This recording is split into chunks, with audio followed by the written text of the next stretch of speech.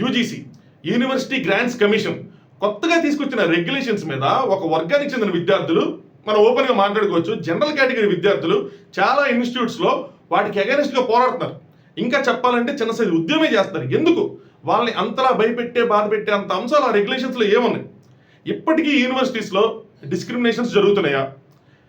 ఈ రెగ్యులేషన్స్కి BJP internal పాలిటిక్స్కి ఏమైనా సంబంధం ఉందా? ఇందులో ఒక హిడెన్ ఎజెండాగా యోగి ఆదిత్యనాథ్ గారి పేరు వినిపిస్తుంది. ఇంకా కొన్ని సంవత్సరాల తర్వాత రాబోతున్న ప్రధాని ఎన్నికలకు సంబంధించి ఇప్పుడే ప్లానింగ్ అన్నది జరుగుతుందా? డీటెయిల్గా మాట్లాడుకుందాం. Let's start. హాయ్ ఫ్రెండ్స్, నా పేరు Anand. Welcome to Anand news. ముందుగా మీకు వీడియో కనుక నచ్చితే ఖచ్చితంగా వీడియో లైక్ చేసి చూడండి, అలాగే ఛానల్ సబ్స్క్రైబ్ చేసుకోండి. సో ఏంటి యూజీసీ రెగ్యులేషన్స్ ఏంటి అంటే, హైయర్ ఎడ్యుకేషన్ ఇన్స్టిట్యూషన్స్లో ఈక్విటీని పెంచాలని చెప్పి, ప్రమోట్ చేయాలి అని చెప్పి కొత్తగా 2026 రెగ్యులేషన్స్ తీసుకొచ్చారు. దాని ప్రకారం ఏంటి అంటే, కాలేజీలో క్యాస్ట్ డిస్క్రిమినేషన్స్ జరగకూడదు, జరిగితే పరిణామాలు తీవ్రంగా ఉంటాయని చెప్పి ఎస్సీ ఎస్టీ ఓబీసీ పీడబ్ల్యూడి అంటే వికలాంగులు వీళ్ళకి ఎవరైనా సరే క్యాస్ట్ చూపించి డిస్క్రిమినేట్ చేస్తే వాళ్ళు వెళ్ళి కాలేజీలో రిపోర్ట్ చేయొచ్చు. అన్ని ఇన్స్టిట్యూట్స్లో దీనికి సంబంధించి కమిటీస్ అనేవి రెడీగా ఉండాలి. ఆ కమిటీస్లో ఎస్సీ ఎస్టీకి సంబంధించిన వాళ్ళు, ఓబీసీకి సంబంధించిన వాళ్ళు, ఈ పీడబ్ల్యూడి లేదంటే మహిళలు వీళ్ళందరూ సభ్యులుగా ఉంటారు. ఓసీ వాళ్ళు ఎవరు ఉంటారు అంటే జనరల్ కేటగిరీ వాళ్ళు ఎవరు ఉంటారు. వన్స్ ఒక క్యాండిడేట్ వచ్చి రిపోర్ట్ చేసిన తర్వాత వితిన్ 2 weeks ఆ స్టిపులేటెడ్ టైంలో ఆ కంప్లైంట్ మీద చర్యలు తీసుకోవాలి. దాని మీద ఎంక్వైరీ చేసి ఏం జరిగింది, ఏంటి, తప్పు చేశారో తప్పు చేయలేదో తేల్చి దానికి తగ్గ పరిణామాలు తీసుకోవాలి. ఒకవేళ తప్పు చేస్తే దానికి తగ్గ శిక్షలు, తప్పు చేయకపోతే దాన్ని కొట్టేయడం. సో ఇది కొత్తగా తీసుకొచ్చిన బిల్లు. అయితే ఇందులో జనరల్ కేటగిరీ అభ్యర్థులు భయపడుతుంది ఏంటి? నిజంగానే అసలు ముందు డిస్క్రిమినేషన్ జరుగుతున్నాయా? నేను కూడా చెప్తాను నా పర్సనల్ ఎక్స్పీరియన్స్. నేను ఇంజనీరింగ్ చదివే రోజుల్లో ఒక క్యాస్ట్ వాళ్ళు, పర్టికులర్గా ఒక క్యాస్ట్ వాళ్ళు ఏంటి అంటే వాళ్ళకి కొన్ని ఇంటర్నల్ రూల్స్ ఉండేవి.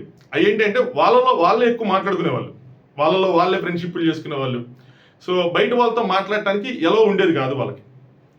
అమ్మాయిలు ముఖ్యంగా బయట ఎవరితో మాట్లాడినా, అబ్బాయిలు అమ్మాయిలతో మాట్లాడినా కొంచెం గొడవలు, కొట్టుకోటాలు ఇవన్నీ జరుగుతూ ఉండేవి. అఫ్కోర్స్ వాళ్ళలో కూడా కొంతమంది రెబల్స్ ఉంటారు. ఆబ్వియస్గా వాళ్ళు అందరితో మాట్లాడేవాళ్ళు, అందరితో తిరిగేవాళ్ళు, అందరి రూమ్కి వెళ్ళేవాళ్ళు, అన్నీ జరిగేవి.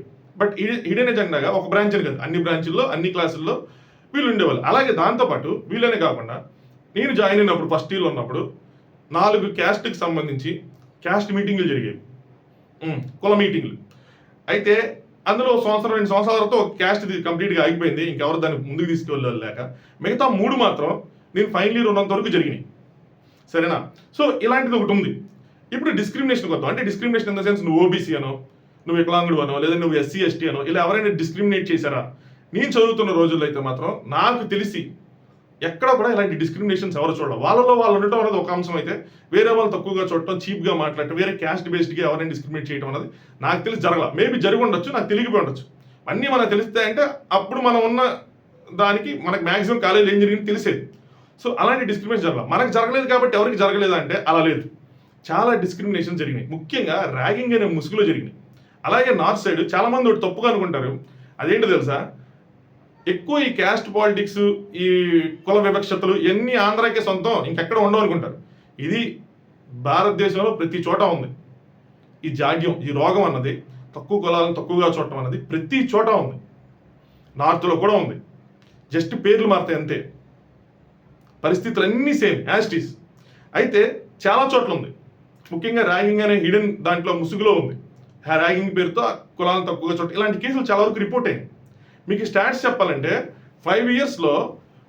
లాస్ట్ 5 yearsలో ఆల్మోస్ట్ 1000+ కేసెస్ రిజిస్టర్ అయినాయి. అంటే ఇంకా జరగని వెంటనే రిజిస్టర్ అవ్వనివి, అలాంటి మాటలు పడిన వాళ్ళు, అలాంటివి తీసుకున్న వాళ్ళు ఎంతమంది ఉంటారు చూడండి. మీకు ఎగ్జాక్ట్ నెంబర్స్ కావాలంటే 2019, 2020 నుంచి చూస్తే 173 ఆ ఇయర్, 2020, 2021 182, 21, 22 186, 22, 23 241, 23, 24 378, 5 సంవత్సరాల్లో 1160 కేసెస్ అఫీషియల్గా ఫైల్ అయిన కేసెస్. ఇంకా అన్అఫీషియల్గా ఎన్ని జరిగినాయి ఆలోచించండి. సో ఖచ్చితంగా ఒక డిస్క్రిమినేషన్ అయితే ఉంది క్యాస్ట్ బేస్డ్. ఎస్సీ ఎస్టీ వాళ్ళని ఓబీసీ వాళ్ళు తక్కువ చూడటం, లేదంటే ఓసీ వాళ్ళు తక్కువ చూడటం, ఓసీ వాళ్ళు వీళ్ళని తక్కువగా చూడటం, అమ్మాయిలు తక్కువగా చూడటం, ఏదో ఒకటి ఉంది. వీటికి చెక్ పెట్టాలని నిర్ణయించుకొని తీసుకొచ్చిందే ఈక్విటీ పేరుతో, ఈక్విటీ ప్రమోట్ చేయాలన్న పేరుతో తీసుకొచ్చిందే ఈ 2026 రెగ్యులేషన్స్. అయితే మనం డిస్క్రిమినేట్ చేయనప్పుడు మనం ఎందుకు భయపడాలి? అని ఎందుకు ఈ జనరల్ కేటగిరీ విద్యార్థులు ఎందుకు ఇప్పుడు అంత భయపడి ఎందుకు అంత బాధపడుతున్నారు? ఎందుకు దీని మీద ఇంత పోరాటం చేస్తున్నారు? డిస్క్రిమినేట్ చేసిన వాళ్ళు కదా భయపడాలి. వీళ్ళకి ఎందుకు అంత భయం వేస్తుంది ఏంటి అంటే, ఈ చట్టాల్లో కొన్ని లూప్ హోల్స్ ఉన్నాయి. ఏంటి అంటే వాళ్ళు రైస్ చేస్తున్న పాయింట్స్ ఏంటంటే, ఫస్ట్ పాయింట్ ఎవరో ఒక పాయింట్ రైస్ చేశారు.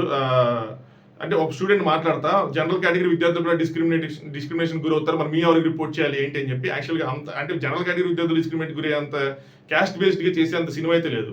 బట్ ఒక 2 మేజర్ పాయింట్లు ఉన్నాయి. అదేంటి అంటే, ఎవరైనా అంటే ఓబీసీ వాళ్ళు కానీ, ఎస్సీ ఎస్టీ వాళ్ళు కానీ, లేదంటే పీడబ్ల్యూడీలు కానీ ఎవరైనా సరే ఒక జనరల్ కేటగిరీ విద్యార్థి నన్ను ఇలాగా క్యాస్ట్ బేస్డ్గా డిస్క్రిమినేట్ చేశాడని కంప్లైంట్ చేస్తే, ఆ కంప్లైంట్ తీసుకున్న తర్వాత దాని మీద ఎంక్వైరీ చేసినప్పుడు అది ప్రూవ్ అవ్వకపోతే, ఇంతకుముందు ఏంటంటే ఇలా రాంగ్ కంప్లైంట్ చేసినప్పుడు ఎవరైతే కంప్లైంట్ చేస్తారో వాళ్ళకి అగైనెస్ట్గా యాక్షన్స్ ఉంటాయి.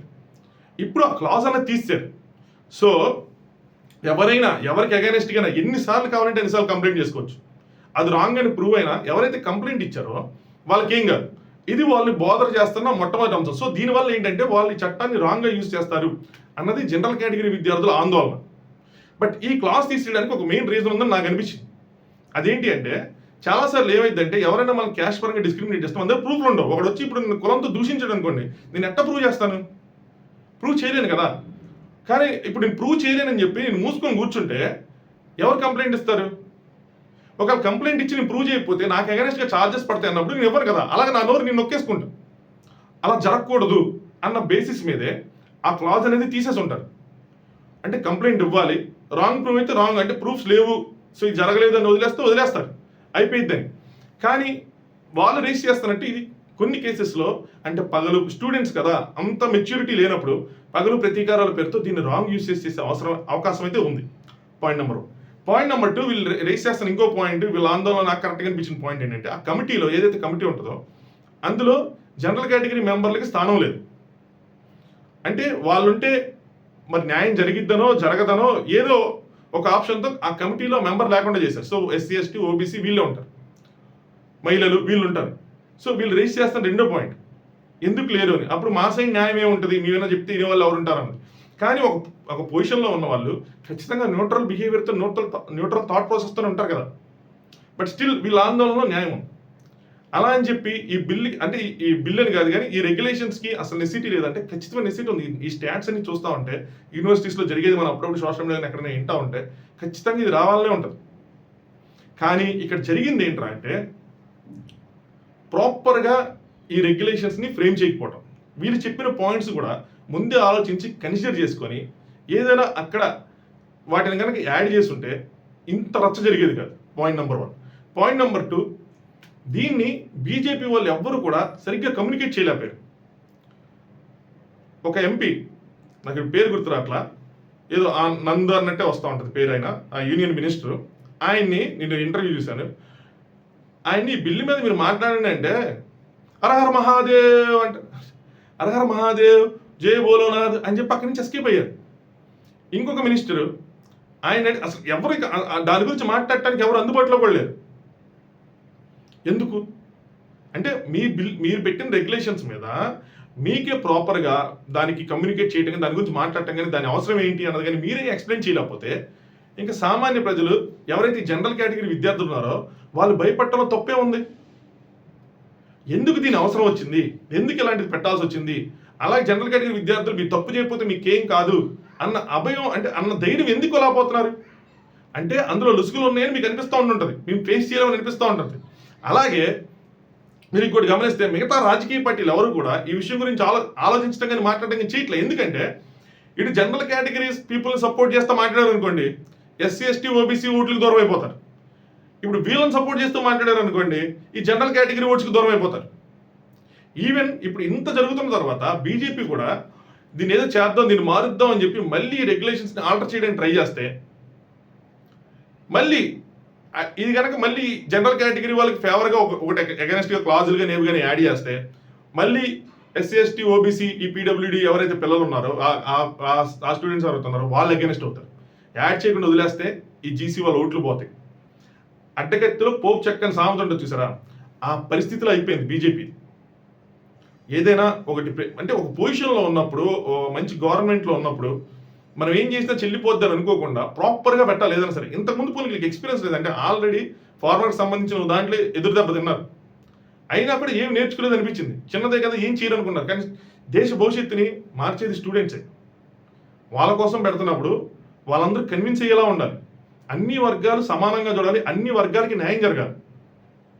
అలా ఉండాలి. సరే, ఇది ఒక పాయింట్. దీన్ని పక్కన పెడితే దీని వెనకాల ఉన్న హిడెన్ ఎజెండాస్ అని చెప్పి తీసుకొస్తారు. అదేంటి అంటే బీజేపీ ఇంటర్నల్ పాలిటిక్స్. మోదీ గారి తర్వాత ప్రైమ్ మినిస్టర్ రేస్లో ఎవరున్నారు అంటే మనం ఒక పేరు యోగి ఆదిత్యనాథ్ గారి పేరు, రెండోది అమిత్ షా గారి పేరు. ఈ పేర్లు మనకు తెలిసి అంటే నాకున్న జ్ఞానం నాకున్న పరిధి వినిపిస్తుంది. కాకుండా ఆర్ఎస్ఎస్ నుంచి ఇంకో సైడ్ నుంచి చాలా మంది ప్రపోజ్ చేస్తుంటారు. ఇంక దక్షిణ భారతదేశానికి చాలా ఉండాలి, వీళ్ళు ఉండాలి, ఓ 4-5 పేర్లు ఉంటాయి. నేను కాదను. అయితే ఇక్కడ ఇంటర్నల్ పాలిటిక్స్ జరిగింది. అదేంటి అంటే అకార్డింగ్ టు సమ్ అనలిస్టులు వాళ్ళ ప్రకారం చూసుకుంటే అదేంటి అంటే వీళ్ళు చెప్పేది ఏంటి అంటే యోగి ఆదిత్యనాథ్ గారికి ఉత్తరప్రదేశ్లో ఎక్కువగా అంటే ఉత్తరప్రదేశ్ జనాభా ఎలా ఉంటారంటే 50% ఆల్మోస్ట్ దగ్గరగా ఎగ్జాక్ట్ స్టాట్స్ కదా దగ్గరగా అప్పర్ క్యాస్ట్ వాళ్ళు, 50% మిడిల్ అండ్ లోయర్ క్యాస్ట్ వాళ్ళు ఉన్నట్టు ఉంటారు. ఎక్కువ మంది 90% అప్పర్ క్యాస్ట్ వాళ్ళు యోగికి సపోర్ట్గా ఉంటారు. సో వీళ్ళ విజయం అనేది 2 సార్లు గెలిచారు. ఈసారి కూడా నెక్స్ట్ ఇయర్ ఎలక్షన్ జరగబోతుంది, ఈసారి కూడా గెలిచేస్తారని చెప్పి. సో దానికి చెక్ పెట్టాలి అంటే యోగి గారు ఈసారి కూడా గెలిస్తే ఆయన ప్రైమ్ మినిస్టర్ రేస్లోకి వస్తారు. తర్వాత జరిగే ప్రైమ్ మినిస్టర్ ఎలక్షన్స్ ఏవైతే జరిగితే ఎంపీ ఎలక్షన్స్, వాటిల్లో లోక్సభ ఎలక్షన్స్, వాటిలో ప్రైమ్ మినిస్టర్ రేస్లోకి వస్తారు. ఆయన రాకుండా ఆపాలి. అమిత్ షా గారి ప్లాన్ అనో ఇంకో ప్లాన్ అనో చాలా మంది వాటికి పేర్లు పెడుతున్నారు.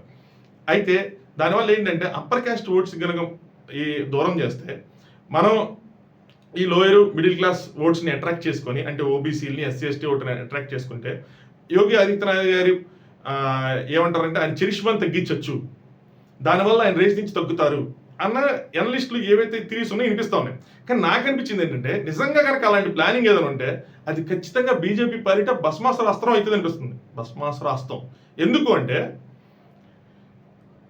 అంత త్వరగా అంటే బీజేపీకి వ్యతిరేకంగా అంటే బీజేపీకి ఓటైన వాళ్ళు ఎవరైతే ఉన్నారో వాళ్ళు అంత త్వరగా ఒకటేదో ఒక రెగ్యులేషన్ తీసుకొచ్చినంత మాత్రం వాళ్ళు కన్విన్స్ అయిపోయి బీజేపీకి ఓటేరు. బీజేపీకి ఓటేస్తున్న వాళ్ళు ఎవరైతే ఉన్నారో వాళ్ళు ఇప్పటిదాకా ఎవరైతే బీజేపీకి సపోర్ట్గా ఉన్నారో వాళ్ళకి ఈగోలు హెట్ అయినప్పుడు వాళ్ళకి అన్యాయం జరుగుతుంది అనుకున్నప్పుడు ఖచ్చితంగా లోటేరు. సో అటు తిరిగి ఇది యోగి ఆదిత్యనాథ్ గారికి దెబ్బపట్టం కాదు, ఉత్తరప్రదేశ్లో బీజేపీకి దెబ్బపట్టం అయిపోతుంది. అంటే సంపూర్ణంగా ప్రజలు బీజేపీని రిజెక్ట్ చేసే పొజిషన్లోకి వెళ్ళిపోవచ్చు. దీనివల్ల ఏమవుతుందంటే మన కంట్రీలో సేయింగ్ ఉంది, ఉత్తరప్రదేశ్లో ఏ పార్టీ అయితే ఉత్తరప్రదేశ్లో అధికారంలో ఉంటుందో ఆ పార్టీకి సెంట్రల్ గవర్నమెంట్కి ఎక్కువ ఎడ్జ్ ఉంటుందని, సెంట్రల్ గవర్నమెంట్ ఫామ్ చేసి ఎక్కువ ఎంపీలు గెలిచే ఛాన్స్ ఉంటుందండి. ఉత్తరప్రదేశ్ పెద్ద రాష్ట్రం, ఎక్కువ ఎంపీలు ఉంటారు. అక్కడ కనుక క్లీన్ స్వీప్ అక్కడ కనుక మెజారిటీ కొట్టగలిగితే సెంట్రల్ గవర్నమెంట్ ఫామ్ చేసి ఇది ఉంటుంది అని చెప్పి ఉంటారు. ఒక సేయింగ్ ఉంది అలాగా. సో వీళ్ళు కనుక ఉత్తరప్రదేశ్కి దూరం అయిపోతే అప్పుడు అక్కడే మీరు పవర్లో లేకపోతే అసెంబ్లీ ఎన్ని గెలవలేకపోతే తర్వాత లోక్సభలో కూడా గెలవలేకపోతే మెజారిటీ ఛాన్సెస్ ఎలా ఉంటాయి. అసెంబ్లీ ఉన్న ఎవరైతే ఉంటారో లోక్సభలో కూడా వాళ్ళే గెలుస్తారు జనరల్గా అన్నిసార్లుగా గెలవలేకపోతే అసలు మీరు అధికారంలోకి రాకపోతే ఇంక ఎవరు ప్రైమ్ మినిస్టర్ అవుతారు పార్టీ అధికారంలోకి రానప్పుడు. సో ఐ డోంట్ థింక్, నేను అనుకోవట్లేదు ఇది కావాలని ఒక స్కెచ్లా ఇంటర్నల్ పాలిటిక్స్గా జరిగింది అని చెప్పి. బీజేపీకి మోదీ గారి తర్వాత ఫస్ట్ బెస్ట్ చాయిస్ అయితే నా ప్రకారం నేను అనుకోవటం ఏంటంటే యోగి గారే, దాని తర్వాత అమిత్ షా గారే ఎవరైనా సరే అది వాళ్ళకి తెలుసు. ఇంటర్నల్ పాలిటిక్స్ ప్లే చేసి దాన్ని దూరం చేద్దాం అనుకుంటే అది వాళ్ళ పాలిటీ ఖచ్చితంగా భస్మాసుర అస్త్రమే. ఇది ఒక మామూలు పాలిటిక్స్గా చేసింది అంటే ఓబీసీ ఎస్సీ ఎస్టీ ఓట్లు అట్రాక్ట్ చేద్దాం అన్న విధంగా చేసింది. జనరల్ కేటగిరీ నుంచి ఇంత వ్యతిరేకత వస్తుందని చెప్పి వాళ్ళు ఎక్స్పెక్ట్ చేసి ఉండరు ఎవరైతే ఈ రూల్స్ ఫామ్ చేశారు. కనీసం ఎడ్యుకేషన్ మినిస్టర్ కూడా వచ్చి దాని గురించి మాట్లాడే స్థితిలో లేదు, అంత వ్యతిరేకత వచ్చింది. సో మొత్తం యూజీసీనే స్క్రాప్ చేసి కొత్తగా ఇంకోటి ఏదో తీసుకొచ్చే ప్లాన్లో కూడా ఉన్నారని చెప్పి ఇంకొక న్యూస్. సో ఏదో చేస్తారు, బట్ దీని మీద అయితే మాత్రం ఇది కంటిన్యూ అయితే ఖచ్చితంగా బీజేపీకి దీనివల్ల ఒక దెబ్బపడే అవకాశం అయితే కనిపిస్తాం. అలాగే అట్ ద సేమ్ టైం దీన్ని క్యాన్సిల్ చేయడం కూడా కరెక్ట్ కాదు, ఎందుకంటే డిస్క్రిమినేషన్స్ అనేవి ఉన్నాయి, మనం యాక్సెప్ట్ చేయాలి. కొన్ని రాంగ్ కేసెస్ జరగచ్చు, ఆల్రెడీ ఒక రాంగ్ కేసు జరిగిందని చెప్పి ట్రెండ్ అవుతా ఉంది. ఒక అబ్బాయి ప్రపోజ్ చేశాడు, జనరల్ కేటగిరీ అమ్మాయి ఒప్పుకోకపోతే అమ్మాయి మీద కేసు పెట్టేసాడు, రిపోర్ట్ చేశాడు, ఇదంతా జరుగుతూ ఉంది. ఖచ్చితంగా ఓ ట్రెండ్ అంటే ఎగ్జాక్ట్గా ట్రూత్ ఏంటన్నది వాళ్ళకే తెలుసు, కానీ జరుగుతాయి, మిస్యూజ్ అన్నది జరిగింది, జరగకుండా అయితే ఉండదు. కానీ at the same time discrimination కూడా ఆగాలి కదా, డిస్క్రిమినేషన్స్ కూడా జరుగుతున్నాయి కదా. ఎనీవే ఈ రచ్చ ఏదైతే ఉందో కొన్ని యూనివర్సిటీస్లో అందరూ కలిసి ఉండే యూనివర్సిటీస్లో కూడా ఒక స్పార్క్ని అయితే మాత్రం తీసుకొచ్చింది స్టూడెంట్స్ మధ్యలో. అంటే ఓ పాయింట్ ఆఫ్ టైంలో ఇంకా స్టూడెంట్స్ వేరే వాళ్ళతో కలవము, ఇప్పుడు నేను చెప్పాను కదా కేసు, అలా గ్రూప్స్గా అయిపోయే అవకాశం కూడా కనిపిస్తాం. చూద్దాం దీన్ని ఎలా, ఈ కాన్ఫ్లిక్ట్స్ని ఎలాగా వాళ్ళు సాల్వ్ చేస్తారు ఏంటి. ఎందుకంటే ఇది పార్టీకనే కాదు, మన దేశ భవిష్యత్తు కూడా చాలా ఇంపార్టెంట్. స్టూడెంట్స్ యూనివర్సిటీస్లో వాళ్ళకు వాళ్ళు కొట్టుకుంటూ ఉంటే వాళ్ళు ఎప్పుడు మిగతా వాటి మీద ఫోకస్ చేస్తారు, ఎప్పుడు ఎడ్యుకేట్ అవుతారు, ఎప్పుడు బయటకు వస్తారు, మంచి జాబ్స్, మన దేశం పురోగతి మొత్తం వాళ్ళ మీద కదా ఆధారపడి ఉంటుంది. చాలా ఇంపార్టెంట్ కంట్రీకి కూడా. లెట్స్ సీ ఈ ఇష్యూ మీద మీ ఒపీనియన్స్ ఏంటి అన్నది కూడా ఖచ్చితంగా కామెంట్ చేయండి. ఎలా దీన్ని సాల్వ్ చేస్తే బాగుంటుందని మీరు అనుకుంటున్నారు అన్నది కూడా కామెంట్ చేయండి. వీడియో లైక్ చేయండి, ఛానల్ సబ్స్క్రైబ్ చేసుకోండి. Thanks for watching Anand news.